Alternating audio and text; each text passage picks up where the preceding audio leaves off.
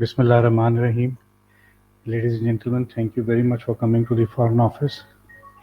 This briefing is about a very important subject, and thank you for taking the time to be with us this afternoon.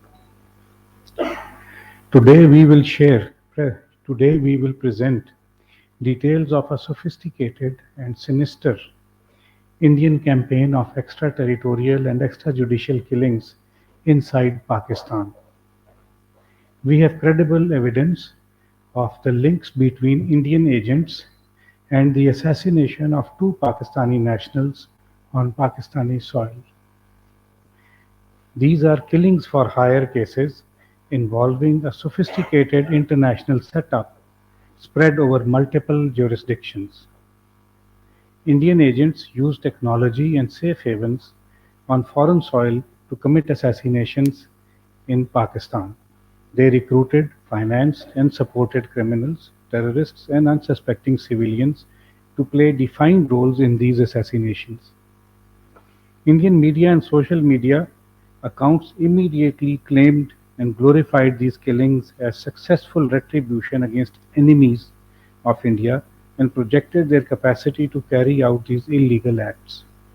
Potential assassins were recruited using social media, talent spotters, and fake Daesh accounts. There was complete compartmentalization of various components of the operation with employment of teams of financiers, locators, and assassins. Elaborate exit plans were developed to obscure all potential tracks. At this stage, we are sharing information on two cases. A few other similar cases are under investigation, and we will reveal details about these in due course. The assassination of Shahid Latif. On 11 October 2023, Mr. Shahid Latif was assassinated outside a mosque in the city of Sialkot. A detailed investigation revealed that an Indian agent, Yogesh Kumar, based in a third country, orchestrated the assassination. Yogesh Kumar recruited Muhammad Umair, a laborer in that third country, to act as a contact with local criminals in Pakistan to trace and assassinate Shahid Latif. They recruited local criminals who were able to locate and trace Shahid Latif. However, they were unable to carry out the execution. After some other failed attempts, Muhammad himself was personally sent to Pakistan to carry out the assassination. Umair organized a team of 5 target killers, which after the first failed attempt on 9th October 2023, succeeded in assassinating Shahid Latif on 11th October 2023. Based on the confessional statements and technical evidence, law enforcement authorities quickly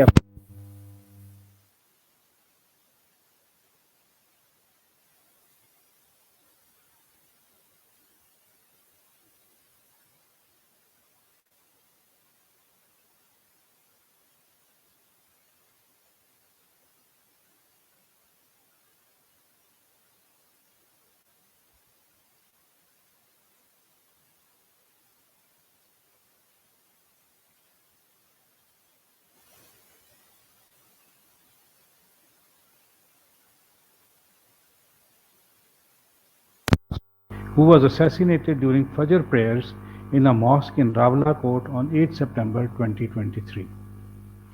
Law enforcement agencies tracked the killer, Muhammad Abdullah Ali, and arrested him on 15th September 2023 while boarding a flight at Jinnah International Airport, Karachi.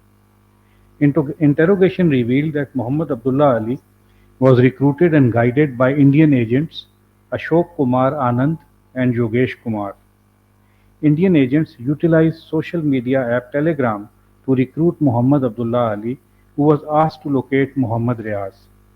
Muhammad Abdullah Ali received payments through middlemen based in a third country. He was also provided with weapons and ammunition. After a failed attempt on 7 September 2023, Muhammad Abdullah Ali succeeded in killing Muhammad Riaz on 8 September 2023. The law enforcement authorities apprehended Muhammad Abdullah Ali and his supporters and facilitators from various cities in Pakistan. The case is being tried in a court of law. Based on the confessional statements of Muhammad Abdullah Ali and technical evidence, the investigators quickly identified the facilitators in Pakistan as well as in third countries. We have documentary, financial, and forensic evidence of the involvement of the two Indian agents who masterminded these assassinations. We are releasing the passport details of Yogesh Kumar and Ashok Kumar. We have also reached out to the governments of the relevant third countries. As I have said earlier, there are a few other cases of similar gravity at various stages of investigation. The conclusions one is forced to draw from this very serious and disturbing information is that these cases reveal a growing sophistication and brazenness of Indian sponsored terrorist acts in Pakistan. They fit the pattern of similar cases which have come to light in other countries, including Canada and the United States. Clearly, the Indian network of extrajudicial and extraterritorial killings has become a global phenomenon. Pakistan has remained a target of extrajudicial killings. We are now witnessing an increased sophistication in these operations as revealed in these two cases. It is critical to bring to justice the killers, their facilitators, and financiers involved in these assassinations. Indian agents need to face justice for their extrajudicial and extraterritorial killings in Pakistan and other countries. India must be held accountable internationally for its blatant violation of international law. India's assassination of Pakistani nationals on Pakistani soil is a violation of Pakistan's sovereignty and a breach of the UN Charter. This violation of Pakistan's sovereignty is completely unacceptable. Pakistan remains committed to protecting its people and securing its own sovereignty. Protection of Pakistanis and any foreign national on Pakistani soil is a high priority for the government of Pakistan. India's reckless and irresponsible act calls into question India's reliability as a credible international partner and its claims for enhanced global responsibilities. Thank you. Okay, we will have a few questions because of the very busy schedule of the Foreign Secretary. We will keep this session very limited and request that the questions be focused only on the topic that is at hand. Ji Mateen Haider Saab. Assalamu alaikum. Thank you, Mr. Foreign Secretary. This is an extraordinary network that you have shared information on Indian terrorism and proxy networks. What's the evidence of these killings that took place in Pakistan and how these killings connects to the government of India? Do you have some more evidence and details? Please share. Thank you. The evidence is quite extensive. For instance, when the assassinations were carried out, there was a jubilation in certain circles of the Indian social media, gloating over the killings, that this was just retribution for enemies of India. There is also evidence of linkage of these killings with the Indian agent Yogesh Kumar and the Ashok Kumar Anand. There are confessional statements of Umair and the other gentleman who has carried out the second assassination and their facilitators, and they have pointed the Pakistani authorities out to other members of the network who are now in our custody. We also have evidence of financial transactions, communications, and thus establishing a link between these Indian masterminds and the various facilitators and then the actual criminals who carried out the acts.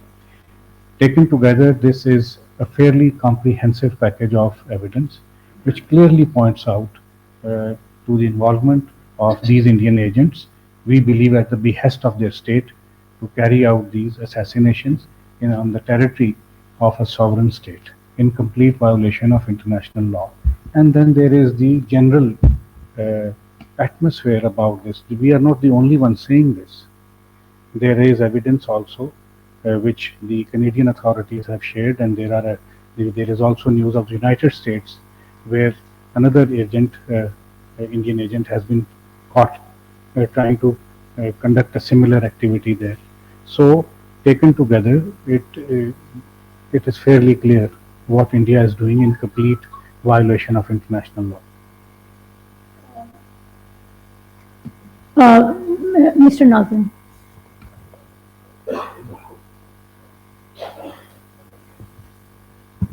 Thank you, ma'am. This is Mohammed Nazim from Anadolu Agency.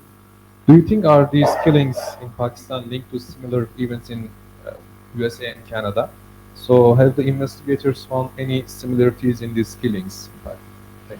The modus operandi, if you look at it, I'm sure you mentioned it, United States and Canada, and what happened.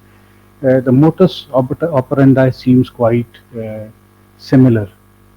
That instructions are received by Indian agents, we believe, from their headquarters back home.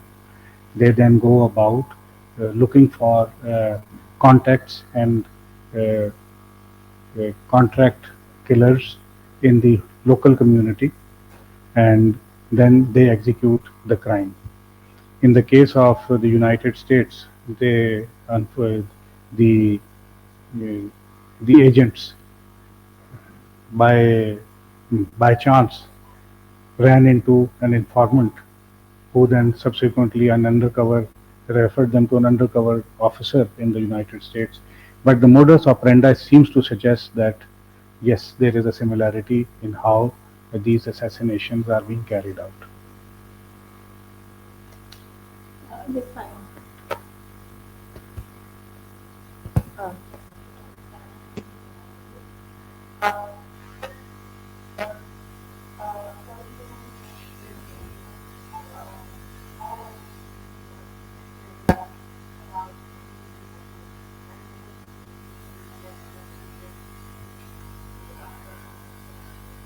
Some information cannot be shared at present because it is of a sensitive nature and impacts on the court cases that are underway. We, for instance, have their passport numbers and their identity. We can share it with you. We have some other information also. For instance, Yogesh Kumar who orchestrated the killing of Shahid Latif Saab, was born on 9th October 1996 in an Indian city, Sri Ganga Nagar in Rajasthan. The other gentleman, Ashok Kumar, we believe was born on 1st July 1958 in Kolia village of Karnataka. Information is also being still gathered, but as I said, some of it cannot be shared, but we have specifics.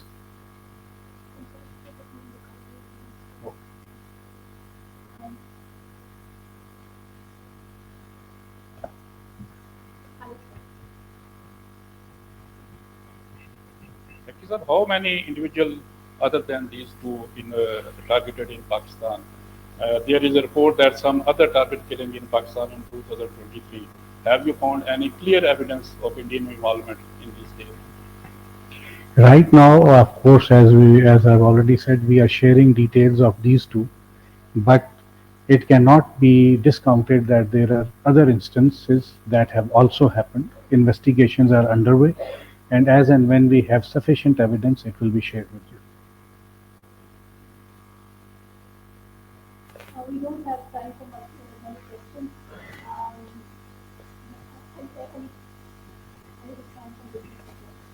Thank you. This is Ali Hussain, representing Business Recorder.